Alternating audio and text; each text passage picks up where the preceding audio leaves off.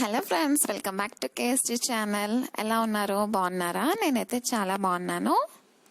ఈరోజు వీడియోలో custard powder తోటి స్పాంజ్ కేక్ ఎలా తయారు చేస్తారో చూద్దాము. ఇంకెవరైనా ఈ ఛానల్ ఫస్ట్ టైం చూస్తున్నట్టయితే లైక్ చేయండి, షేర్ చేయండి, అలాగే సబ్స్క్రైబ్ చేసుకోండి. సబ్స్క్రైబ్ చేసుకున్న వెంటనే పక్కన ఒక చిన్న బెల్ ఐకాన్ ఉంటుంది కదా, అది క్లిక్ చేయండి. బెల్ ఐకాన్ క్లిక్ చేయటం వల్ల నేను చేసే ప్రతి వీడియో మీ వరకు వస్తుందన్నమాట.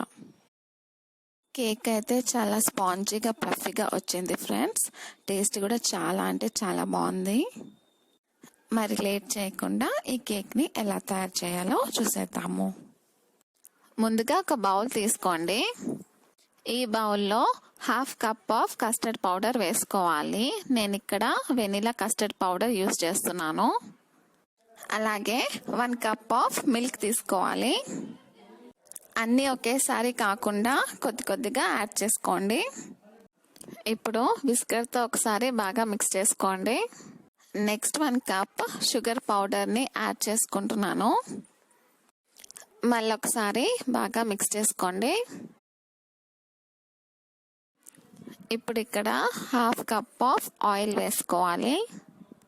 నేను ఇక్కడ సన్ఫ్లవర్ ఆయిల్ యూస్ చేస్తున్నాను.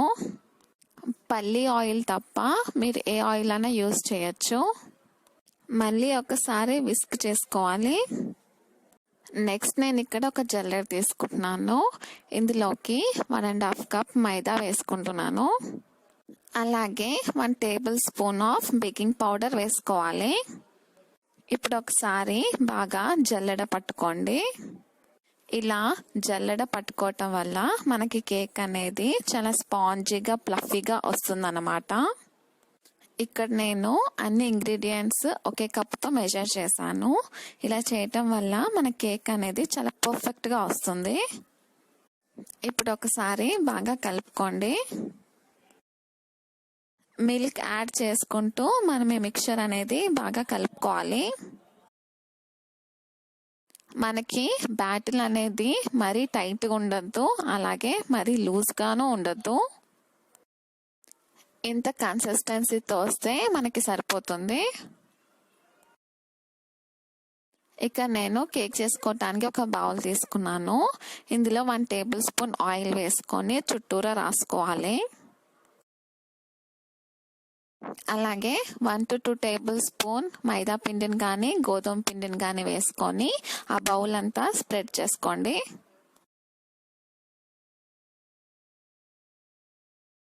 ఇప్పుడు ఇందులోకి రెడీ చేసి పెట్టుకున్న కేక్ బ్యాటిల్ని వేసుకుందాము. వేసుకున్నాక ఒక 2 టైమ్స్ ఇలా ట్యాప్ చేసుకోండి. ఇప్పుడు గ్యాస్ ఆన్ చేసుకొని ఒక తవా పెట్టుకోండి.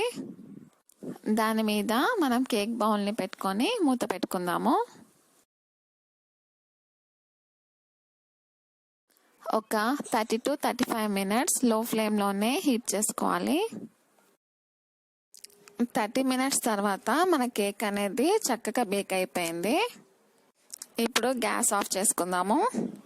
చల్లారిన తర్వాత మనం కేక్ అనేది డీమోల్డ్ చేసుకోవాలి.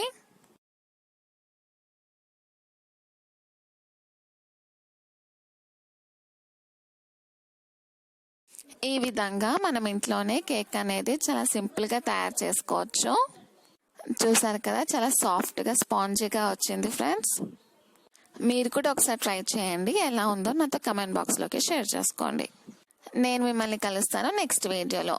Bye friends. Thank you for watching.